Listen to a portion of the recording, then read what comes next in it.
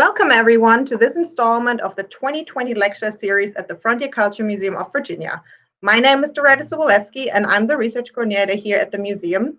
And today I am really excited to have the Frontier Culture Museum's very own Dr. Rachel Sites with me, who will speak about Road to Everywhere, Road to Nowhere, exploring later use of the Great Wagon Road on the Westmoreland farm in Winston-Salem, North Carolina.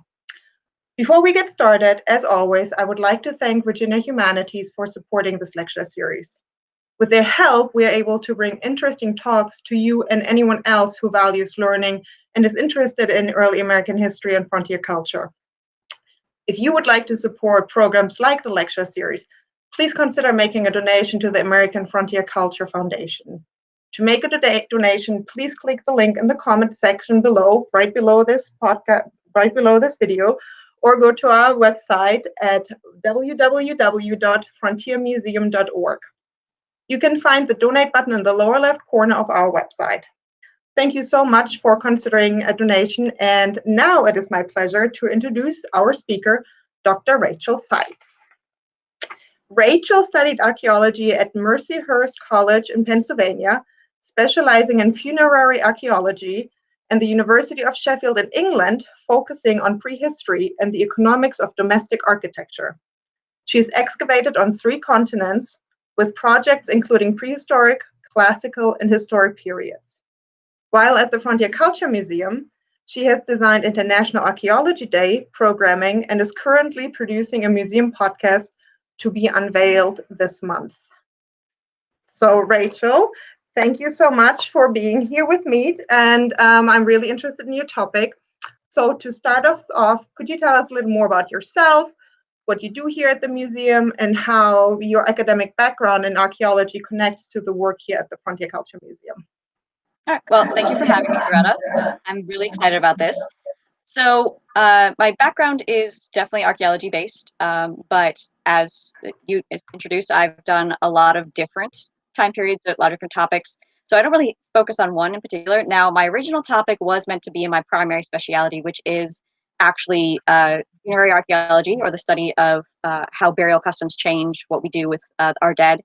And that was supposed to be my topic, but unfortunately, COVID did actually interrupt my research into that, because that would have involved a lot of door-to-door, asking landowners for permission to go check their cemeteries, doing a lot of archive research, and of course the archives were closed for a vast majority of the early part of this year. So that's how I got into this project instead. But at the museum, I am an interpreter, so that means I'm on site or doing research. And also where I am right now, I am in our costume shop. This is where kind of my primary function is some days, where I actually do the research and start constructing some of the costumes for our interpretive staff. So hence my lovely collection of hats behind me. But yeah, so archaeology, I think, really dovetails nicely with the mission of the museum. Pretty much every day is experimental archaeology for me. So it's whether it's looking at the wigwams and how we're going to reconstruct those, or even just breaking a pie plate. That's all of those are valuable aspects for archaeology to understand how things get deposited from the past and how we can understand that the actual habits that formed that in the archaeological record. What do you mean when you say experimental archaeology? Pretty much it's using, it's trying to determine how things get deposited the way they are in the record. So when I say deposit, that of course means going into the ground, either purposefully or accidentally by human action. So again, let's go with the pie plate example. So say I'm baking out in 1820. First of all, I'm using the methods and materials that a woman of 1820 would have been doing. So our big bake oven, using that, figuring out how even just the charcoal from that gets deposited is kind of interesting. But then if I go and I put my pie plate in and I found that actually, hey, my pie plate gets hot too fast, it's going to break. Well, that fracture pattern can actually help me identify a fracture pattern that I've pulled out of the ground from an actual historic site. Very cool. So pretty much a very intentional learning by doing. Pretty much, yeah. Yeah. Yeah, and that applies to architecture, actions, even costuming, understanding that, oh, I'm wearing a corset, I can't do that action like I would normally. Yes. Yeah.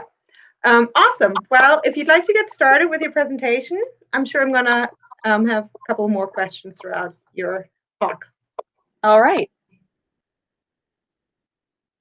Let me just pull this up. Always fun with new technologies. Yeah.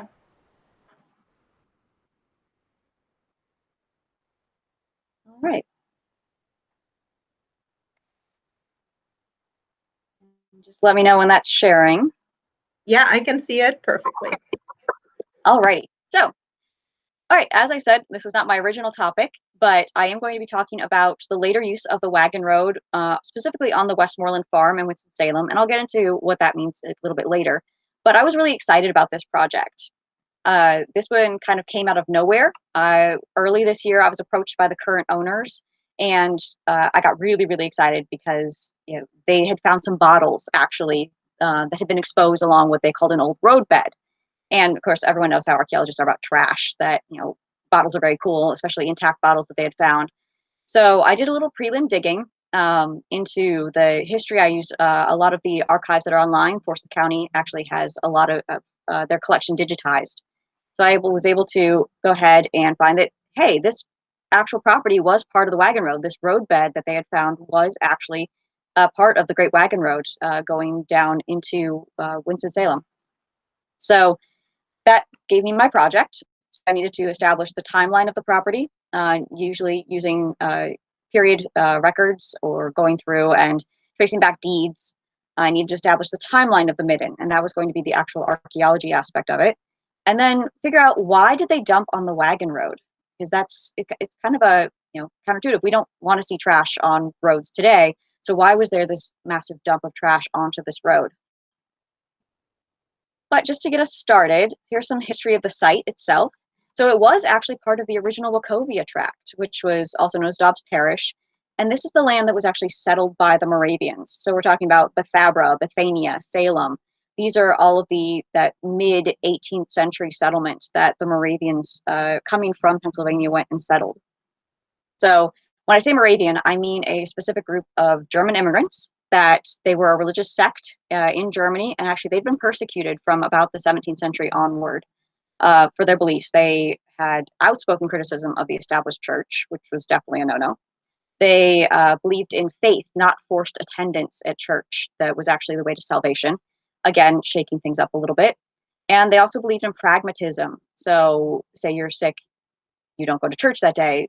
That's not really what the actual church in charge wanted to hear. So these people were actually hunted and persecuted. And by the early 18th century, they had taken refuge on the Austrian estate called Wachau, which was owned by Count Zinzendorf, an aristocrat who was sympathetic to their cause.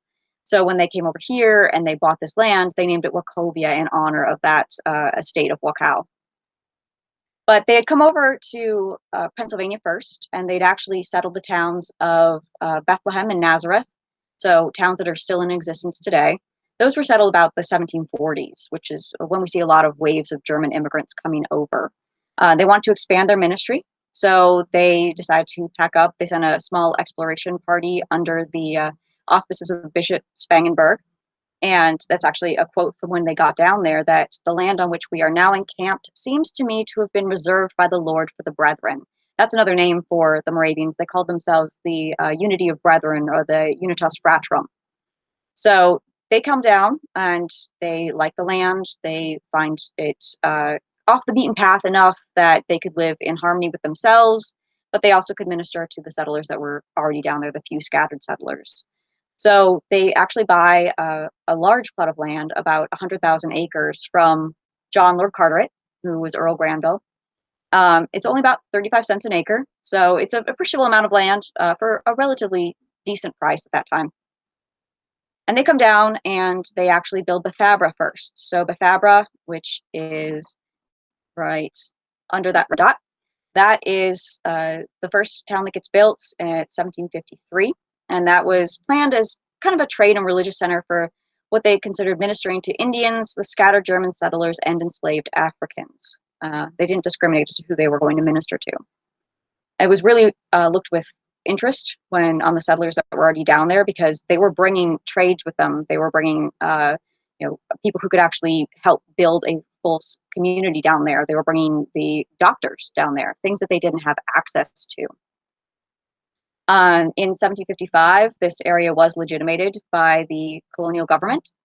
That it was in an act for erecting that part of Rowan County called Wachovia into a distinct parish, in which several surveys of land adjoining thereto were included under the names of Dobbs Parish. So that gave them a little bit of protection under the law that this was their land, free and clear. Bethania follows suit in about 1759, and that's just over to the west a bit.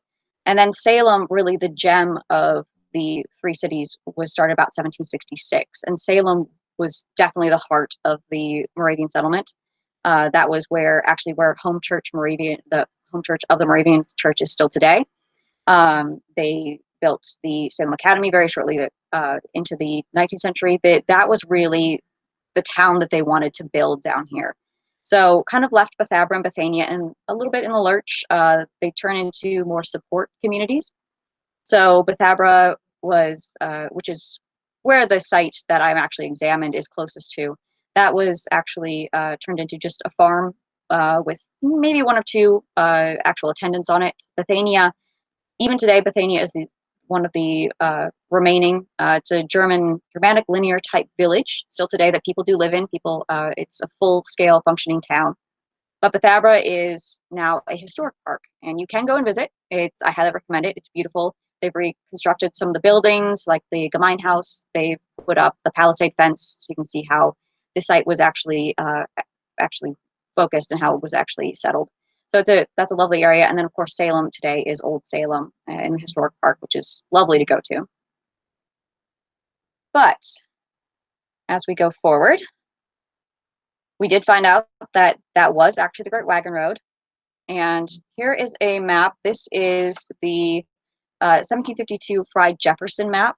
So this was actually showing the Great Wagon Road from Philadelphia, going all the way down the valley, crossing some mountain paths, crossing over some of the gaps, and coming down into what is Wacow. So it's actually on the map by 1752 that was their purchased area. And the little tiny line there says Unitas. So, of course, referring to the Unitas Fratrum, that they were acknowledged as, again, the owners of that land. So the Wagon Road, very, very important. Lots of maps involved in it. It's moving tons of people, immigrants coming south, finding more land, taking your cattle, as we talk about on our 1820s farm here, taking your cattle up to Philadelphia, to the meat markets.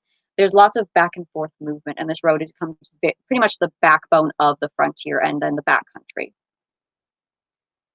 But here's a little bit more modern map. This is from showing the road and its differences from 1750 to 1780. So the road does actually change. The fords change. You have to move with the water change. Different towns will pull the road one way or another. So you can see that red dot is actually where our site is located, right along the initial Wagon Road. And then there are lots of roads that the Brethren build as they are settling. Bethabara they're there for maybe 3 months, and all of a sudden they are building this massive infrastructure of roads. So you can see it kind of changes. It gets a little confusing here and there, but this map does kind of show that this was the Wagon Road. And I got very, very excited when I was looking at this. So a little bit of the history of the Wagon Road. That the Roanoke, Virginia to Wachovia, North Carolina section was completed about 1754. So after the Moravians had actually moved down that first initial settlement. And that is completely within the records of the Spangenberg diary. As they were writing down what was happening, they said that there were no tracks to follow but what the buffalo had left. So the road does take some time to complete, and unfortunately, the good road ended at Augusta, which is now Stanton. So that's actually, coming that far south was quite the adventure for them. It wasn't really a great part of the Wagon Road at all, whatever was actually there. There's a lovely quote about the approach to the James River in the Spangenberg diary that says, "The road to it ran down so very steep a hill that we fastened a small tree to the back of our wagon, locked the wheels, and the brethren held back the tree with all their might. But even then the wagon went down so fast that most of the brethren lost their footing. No harm was done." So that's just showing you that it was definitely not the best path to take. They were definitely fighting against nature here, but it does eventually become completed. Still not great. Of course, the terrain is just inhospitable, but there is actually a full wagon road that does get utilized. And it does turn out to be about 752 miles from Philadelphia to Wachovia. So walking that, they are further west from Philadelphia, coming down from Nazareth and Bethlehem. But it would take about 50 miles per day in a wagon. So that equates to about 15 days in good weather. And honestly, in the valley, it's never good weather for 15 days straight, especially coming over the mountain passes. So that would add time, especially when they get lost and they fall off the path. It's about 30 miles per day on foot if you're doing a very good day and you know what you're doing. That's about 25 days. And it does take them somewhere around almost a month to get down here. Now, the original 15 male settlers, actually, they walked mostly down the road. They did have the wagon, but the wagon was mostly carrying the supplies for the journey. They actually mostly carried their own tools that they needed to set up their new town. So they had various professions, like there was a shoemaker, a doctor, a tailor, a couple carpenters, a couple farmers, and a minister. And this is why the settlers already down there were very excited, because those were critical trades that they needed in the area. And as I already said, the route changes constantly to accommodate for fordings and towns. So you have to actually keep your eye on fordings. It's not just going straight across the river. It might be going at an angle. You might have to follow the course of the river down to find where you're actually crossing. So you do have to know what you're doing. So maps or even local guides are going to become exceedingly important in this area. And again, it makes it very difficult to find exactly where the wagon road was at any point in time. But about 1860 to 1900, the maps start to show that the major roads, or what are considered major roads, are municipal roads. They're not actually part of the wagon road anymore. So when I'm looking for exactly what use of this road was, I can tell that about 1860 it wasn't the wagon road anymore. So that's going to give me a good date to play with when I actually do this excavation. Rachel, can you talk briefly about how the Great Wagon Road came to be in the first place? So the wagon road, which we can actually follow most of it, that is US Route 11, especially coming through Stanton. And that's something that we like to talk about at the museum because, of course, our museum is all about the movement of people. So with Route 11 comes, of course, again, that's kind of one of those uses, later uses where it's already a roadbed. They're just going to keep it where it is. But even before that, it was actually an Indian path called the Great Warrior Path. So this was actually, the valley was a highway for Eastern Woodlands Indians going back and forth, moving down towards some better hunting grounds, maybe further south. Georgia was a great area, or they might be going up to Pennsylvania. The valley really just, there was this warrior path back and forth. And actually on some of the earliest maps, it is called the Great Warrior Path. But then as the settlers start coming down, especially the Germans, as we see, there were already settlers there in the 1750s down in the Salem area in North Carolina that had come originally into Philadelphia. They'd walked down this path.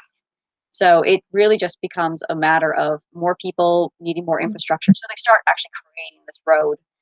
The towns in the area band together. There's a lot of just forming of, we need some sort of highway here. We're moving people all the way up and down. So it comes before it's an Indian path, then becomes just a well-traveled road. And wagon road is kind of misleading because it was barely wide enough for the wagons and it had ruts all over it. It was actually safer to walk it.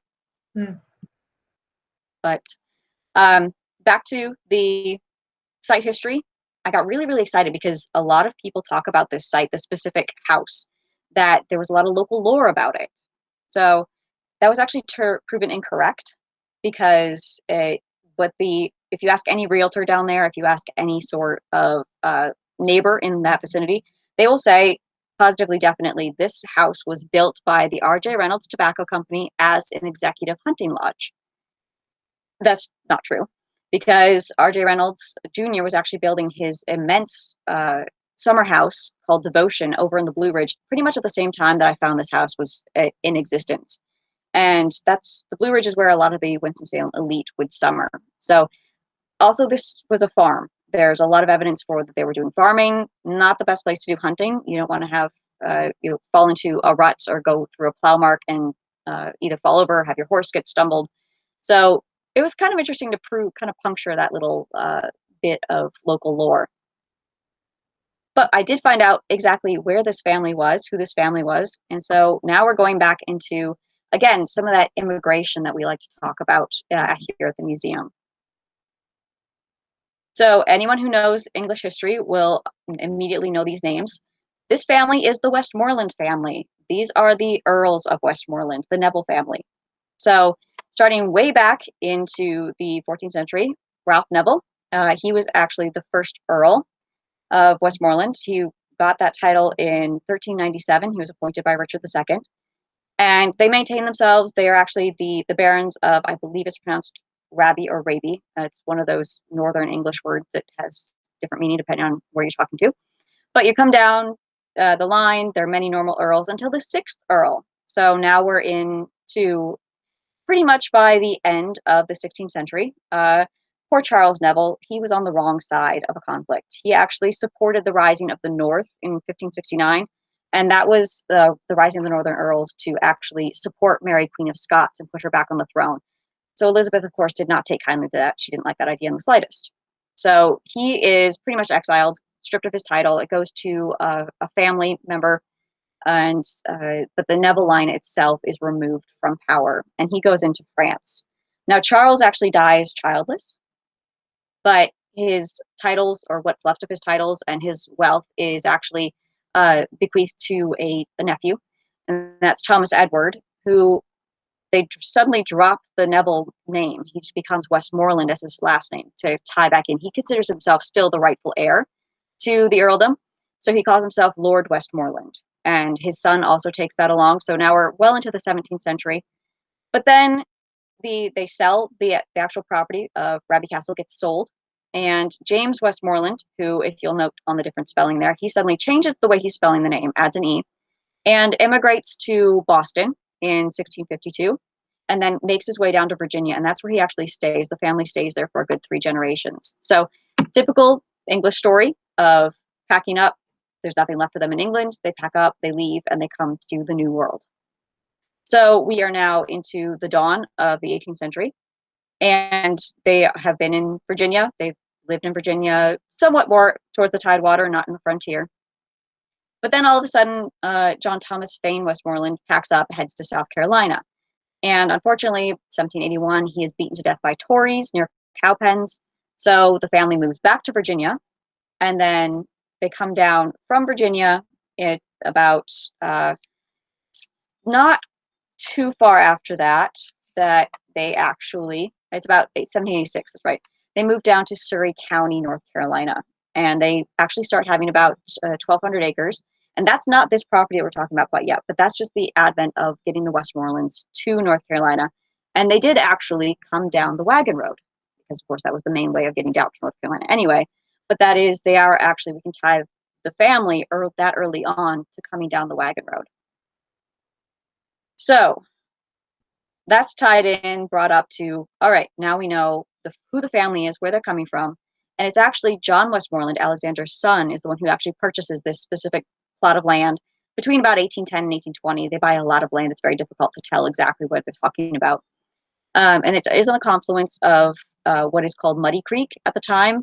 And Muddy Creek is very deceiving. You think maybe it's a good landmark, but Muddy Creek itself was pretty much the entire western boundary of the Brethren's land.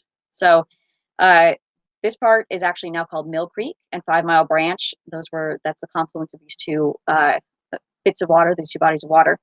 So going off that makes it a little bit easier to do some more deed searching later. Just to show you. So that red dot, that is based on the 1804 map, which again, maps of this time period, especially in areas that are not very well settled, some of the scale is not quite 100% accurate, and also the rivers aren't quite tracked as well. But you can see that red dot, it's between Bethania, Bethabara, and Salem, going down there. As you can see, it's the Moravians down here. And that is actually, it's right on that road, coming down through Saratown, which there was a fort there, Shermanton, which had been started to be settled, and then down into the actual Moravian centers. This is a really cool map, and I really have to thank the University of North Carolina for creating the North Carolina Maps project. This is actually a service where you put in a modern Google Maps and they will overlay historic maps for you. So you can see that is my little red dot in the middle where this house site is, pinpointed via coordinates onto Google Maps. And you can see how that line of Muddy Creek just goes all the way down around what is now modern Winston-Salem. And then, of course, 5 Mile Creek, not quite 5 miles at this time, just coming up and starting to reconnect there. So you've got Bethabara right there, Salem down here, that you can really start to see how this was in the center of everything. This is why the wagon road comes right across that property. It's actually, this is the 1808 Strother map, and it's kind of important because this is also showing the start of when they're starting to sell a lot of the land. The Moravians are. They start selling tracts as about 1785. They start selling, they open up about 2,000 acres to sell. And according to the records of the Moravians in North Carolina, they start accepting wheat, corn, rye, brandy, and tobacco as quit rents. So you didn't have to pay necessarily the whole purchase at the same time. You could actually pay quit rents over time. This kind of accelerates in 1791, which is, again, right in our time period of when the family is moving down here. Because according to, again, the records, there are evil-minded people who are attempting to gain access to the land without actually talking to the Moravians, without understanding who the legal owners are. So the elders of the church really start to accelerate this idea of selling their property to what they consider reputable people. And that's right when we get the Westmorelans coming down in, and that's actually what they take advantage of. But as an aside, if you've never read the records of the Moravians in North Carolina, you really need to do it, because it's hysterical. There's a lot of tongue-in-cheek little additions, especially if you're reading some of the minutes of the Conference of Elders, or even just letters written back and forth by various stewards of the properties. There are some great ones that, all right, well, here, I've written for you to advice. And then 3 months later, you get the same person writing again. Well, you didn't tell me what to do, so I did what I wanted. And it's just, they're hysterical, and it's an amazing look of the really primary source of what it was like to settle this frontier and turn it into a backcountry. And it was invaluable when I was doing this research. But this is where it gets a little more tricky. So we know that the Westmoreland family, which there were a lot of them, owned land all over modern Forsyth County from about 1780 onward. By about the 1830s, they start having land it's John Westmoreland and Martin Westmoreland, that is father and son. They have land in what is now Rural Hall, Walkertown, Oak Summit, and they actually own land in Bethania as well. Now, Oak Summit is what we're really interested in, and they own a lot of property in this little area. And these are the actual post office regions. So this map is showing, this is 1892, showing the post offices. You can see, again, just how much habitation is happening just over the course of a century. So you can see they've got lots of land everywhere, which is making it really, really difficult to tell exactly what they mean when they talk about certain properties on these creeks, because these are long creeks. They have a lot of different property. They're on the same, almost the same area. But we do know that they didn't only own this land, then they really kind of ramp up their land ownership about 1862 to 1886. And that's where you get 13 more deeds at the very least, acquired by John W. Westmoreland, Nancy Westmoreland, Martin Westmoreland, and then T.T. Westmoreland, who was very, very critical to our site. Also, interestingly enough, there is actually a Westmoreland Drive that comes pretty much at an angle to the property. So it's coming off this way towards Oak Summit, and that's going to connect towards some of their other properties as well. And that's still in existence today. So they really started making their mark on this area.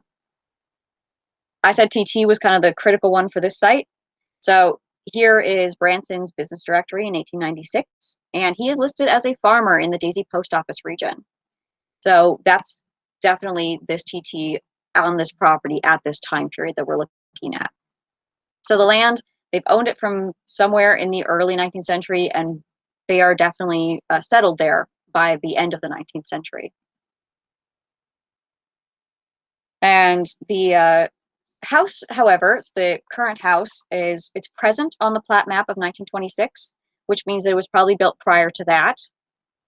There is actually an earlier structure on this property as well, which dates definitely mid-19th, late 19th century, and may have been occupied up until the 1920s or so, because I did find some ceramic spark plugs in the rubble there. It's been completely destroyed, but it definitely was an earlier structure. And it was just a small 2-room plank cabin. So possibly someplace that they had just thrown up slapdash as they started developing this land, which got me very excited too, because longevity of a site, of a settlement, means maybe more interesting trash. But there's also a well house down by the stock pond, so we definitely know that this area was being developed, definitely early on into the 19th century. Yeah. So then you also have the fact that they're adding land all over the place just to this property. There's an additional deed in 1885 where they purchased about 47 acres straight from the Board of Provincial Elders of the Southern Province of the Moravian Church. So even into the late 19th century, the church is very interested and very active in selling their land. The border of the original property on that deed was very, very fascinating, because the border is the road, except in this case, remember how I said that the wagon road kind of falls out of favor, kind of falls out of being the wagon road by this time. They're now calling it the dipping road. It's become a municipal road. So we know that it's still in existence. There's still a road there by 1885. And that's going to become very interesting when I start dating these artifacts. And it also is just interesting in general because the wagon road just gets subsumed into little bits and pieces and turned into a different focus, exactly like we did with US Route 11. But we know, again, that the house was 1926. That's going to become kind of a critical date for some of the rest of the project. And that the family used it as a weekend and holiday house in the early 20th century, because I actually found a record, a church newsletter, where the daughter-in-law shares a lot of her recollections of actually living there. So it's the daughter of T.T. Westmoreland to E.B. Westmoreland, and then his daughter as well lived there. The daughter and son-in-law actually moved into the house about 1949 to live permanently. So it's not really a fully settled location, which is going to be, again, play into the artifacts. But by the mid 20th century, there is someone living there full time. And the land comes and goes. This is actually that plat map from 1926, so showing where the house is right here. And they did have a large acreage to start with, and then it comes down to, it's about 124 acres attributed in 1940, then down to about 62 acres in 1967. And that is because all of the neighbors, this is the Grubb family over here, there are other neighbors, and those are all of the children of the Westmoreland family that have married out. So the land is technically still in the family, but they are splitting up and dividing the property. And the Westmoreland family pretty much owns this particular plot of land until about 1989, when it becomes Westlow Farm Partners. So the Westmorelands are still involved, but they've kind of backed off. All of that was kind of a little bit too much down the rabbit hole, but it's very, very interesting how the family changes and adapts over time with this property. Now, the house itself, again, this is the one that is present on the 1926 plat map. It is a log and river stone. Inside is completely wood. So the original structure was just the main house you see here. It was actually most likely a tin roof at one point. They put an asphalt roof on. They've done other improvements like screening the porch. You can still see some of those original beams that were actually marking the porch railing. That large chimney was actually a beautiful open hearth. It was a huge hearth that eventually at some point gets turned into a wood stove. They add on the kitchen and the dining room later on, and that's going to be very interesting to look at with when they do that. There's also that far back chimney on the left there. That is actually what was a carriage house that then gets turned into an addition to the house. So lots of movement, lots of activity, and it's very hard to track exactly what they're doing when, because none of it's actually recorded. We don't have any records from the family themselves. But the house is in a lovely location. It's right on top of the hill. Everything else from the property kind of goes down the hill. That stock pond down towards the east, right next to where that early 19th century plank house was. Coming up the hill, there's a small plateau where we see actually lynchets or old plow marks. The house is surrounded by cultivated grapevines, apple trees, pear trees, chestnuts, persimmons, pecans. So this was a very fertile area for them. And a lot of those trees are much older than 100 years. So this family, they were definitely using this land and cultivating it continuously. Let's just go into the fun and meat of the project. And first of all, what is a midden? So a midden is just a term for collection of refuse from preparing and consuming food. And that can be prehistoric or historic. Often it's used for prehistoric sites, particularly eastern woodlands shell middens. We find them across Virginia. We find them across the eastern woodlands as a whole. They're also in other countries, we find these shell middens. But in Virginia in particular, there's the Gouldman oyster shell midden, which is actually Westmoreland County. That's not this Westmoreland, that is the Westmorelands that took over the earldom. But Savage Neck Shell Midden, Chesapeake Bay, these are sites where Eastern Woodlands Indians actually prepared a meal or prepared even a vast quantity of shells, of shellfish, and then tossed the remains into the same spot continuously, creating these mounds of shells that then get either buried or kind of crushed and compacted down. But it also applies to historic patternings of activity. So 17th century into 19th century, it was really an accepted practice to just toss your refuse or broken servantware out the kitchen door, out the kitchen window, just get rid of it, get it out of the house. We see it a lot on plantations where you may have a kitchen out away from the house, and then you have some sort of passage for the enslaved labor to actually take the meal to and from the house, and that oftentimes they will just start pitching the remains or some of the detritus from the meal as they go along back to the kitchen. We see that in Washington's Kenmore, the band Swearingen site in Maryland, Newman's Neck in Northumberland County. All of these are middens, kitchen middens that we can see still in existence through the archaeology. Sometimes they're tossed into pits. Often these pits are secondary use. So you might see pits, maybe even just a post hole that no longer serves a purpose, and there's a pit there. You might see deposition of kitchen refuse in that. You might see it in an old root cellar that doesn't function well anymore, or even down nearby ravines. And that's what I was estimating we might see in this category. Middens are considered what we call a secondary deposition, which means it's after its primary use. Of course, the primary use is to eat the food or to consume off of servingware. So that's going to be, obviously, servingware lives in the kitchen. Then if it gets broken and it's tossed out, that's secondary deposition. The interesting thing about middens is that often they are noted in archaeological reports, but honestly, we often focus more on the contents because the contents are going to give us socioeconomic status. It's going to tell us what the activities of the site were. So, of course, if you find a midden that has a plate, you're going to know that was a domestic context. If you find a plate that is imported from England, you're going to know probably a somewhat higher socioeconomic status. The midden itself, normally you'll notice where it is, but there has not really been one overarching study done necessarily of all the different middens that we've ever found and where that is, if different socioeconomic status relates to different practices with actually getting rid of your garbage, or if it just depends on the area, or if it depends on your cultural background. So kind of interesting to see if we could actually start doing a more comprehensive study of the discard of kitchenware, kitchen use. Now the midden, here's the house originally. You can see it follows that riverbed or that roadbed right there. You can kind of see some of the tracks of the creeks coming in that confluence the creek. The large muddy creek comes down actually to the north of the property, but it's about 221 feet away from the house. So not too far to actually haul your rubbish out. And trucking it down the hill, obviously out of sight, out of mind.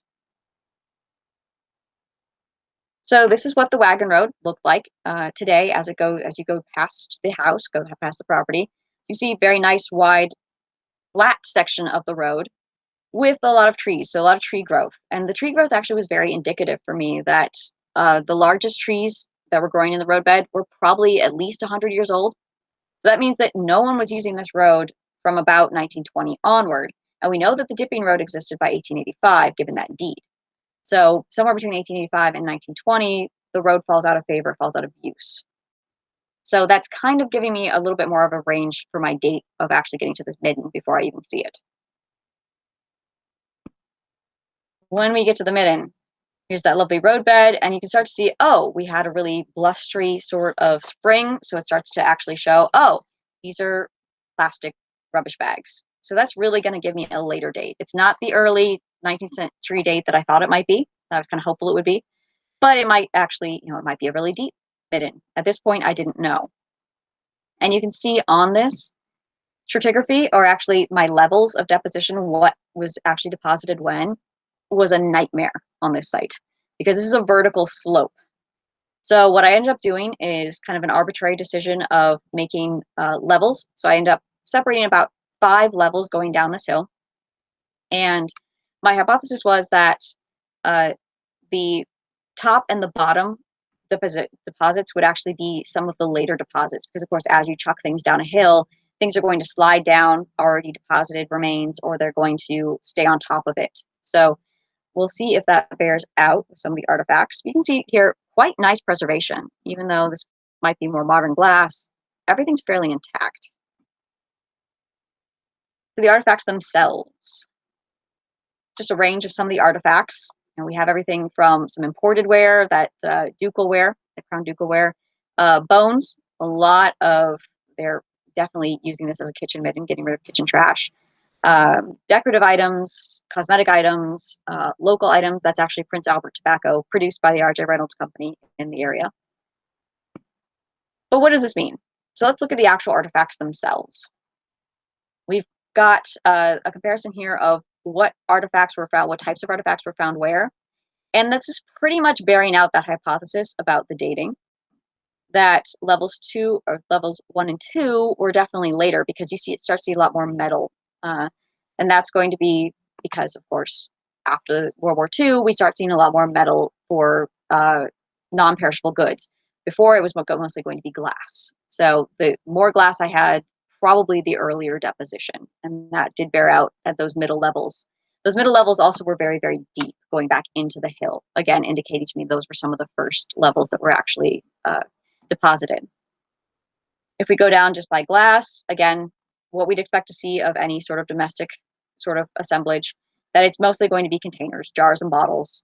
You start to see a little bit of some decorative items, servingware, things that you would expect to come from a kitchen, especially as they get broken or need to be discarded.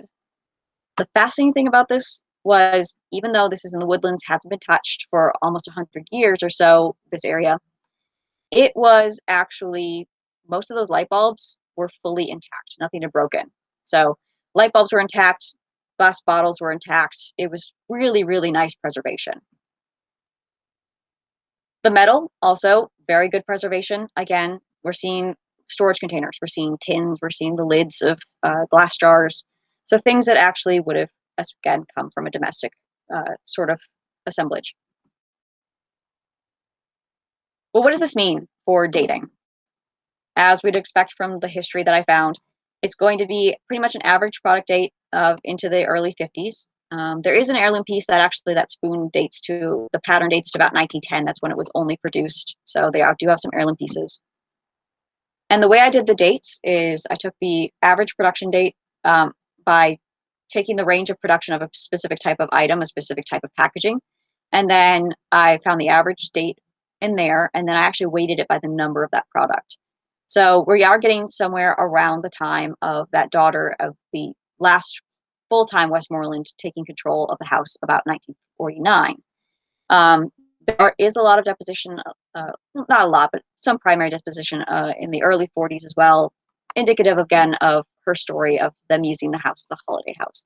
Nothing dated to earlier, but that's what I expected to see, because we did expect to see use as the road died off. Again, majority post 1949, because that's when they're actually living in the house. It was interesting to me to actually look at what they were depositing. It was going to be probably upper middle class to lower upper class. They have a lot of luxury goods I did not expect, a lot of name brands, a little bit of economy purchasing, mostly things that were for laundry or for household upkeep. But the imported items were really, really interesting, especially compared to what was most prevalent, which was log cabin syrup, Heinz 57 bottles, extra fancy pickles, Myers wine, Minute Maid frozen orange juice, definitely indicative of the time, and ever-dry deodorant. My gosh, did they go through a lot of ever-dry deodorant. But again, things you'd expect to see of a late 40s into the 50s domestic household assemblage. So why was the Midden dated only from the 1940s? This is what starts to puzzle me, because we know this site is actually inhabited from the early 1800s. well into the 1900s. So why was this site only used in the 40s? They dump anywhere else along the roadbed? I couldn't find any evidence of that.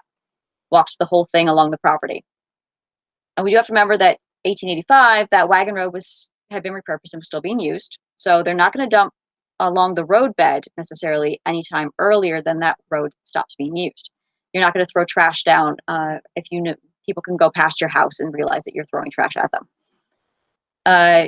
That earlier turn of the century, that plank and stone dwelling that was downhill and east of the wagon road, fascinatingly, I did actually find a small sign of a midden. Couldn't find any actual domestic evidence, but I did find a Gordon gin midden, upwards of 50 bottles, and they are actually both green and clear bottles, which is pretty much gives me a really clear date that it's before and after 1890.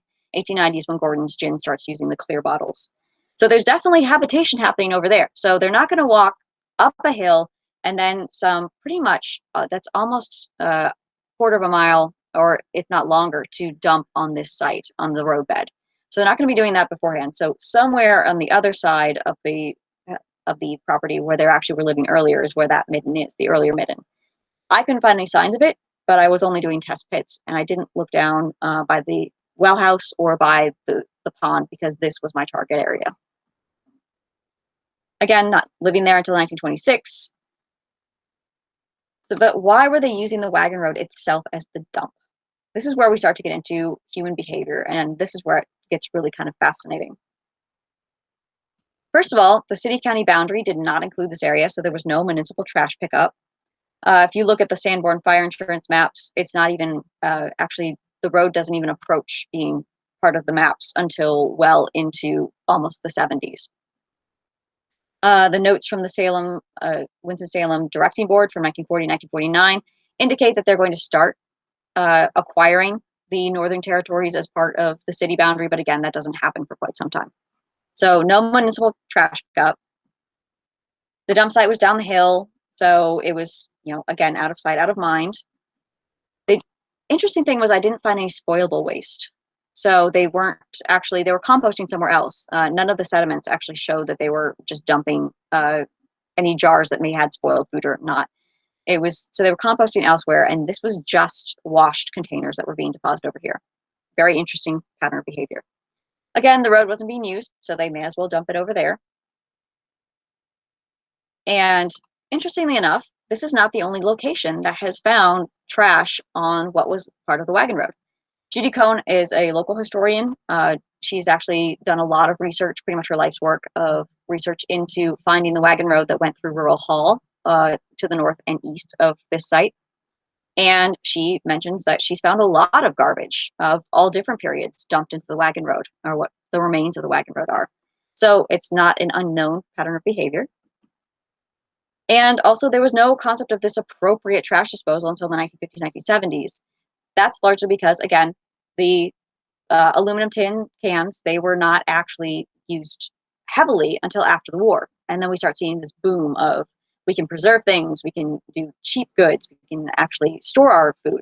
And that's when we start to see a lot more of these tin cans. Well, people were used to glass before that. They didn't know about disposal of tin cans and that it's actually really bad for the environment just to chuck it down into the roadbed and let it decay and actually go into the groundwater.